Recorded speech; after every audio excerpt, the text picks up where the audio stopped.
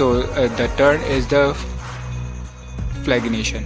Flagination is basically the state you are returning, and if your flag is true, you are return something, and if your state is false, you return something else. So I'm just bool section, and I am just feed bool is equals to true, and I'm just this is my container where I am just going to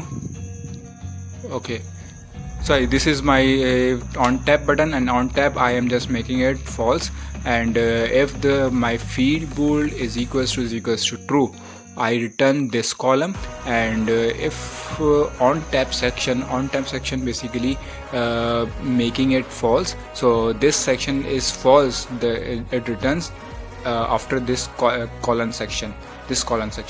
So it is not working properly because I am not defining it in the static function. So I am just static function, because static states update automatically the screen performing. Okay, so basically this perform false if the fields bool is equals to this return a list title, and if false on tap false, this return column you can see in my screen.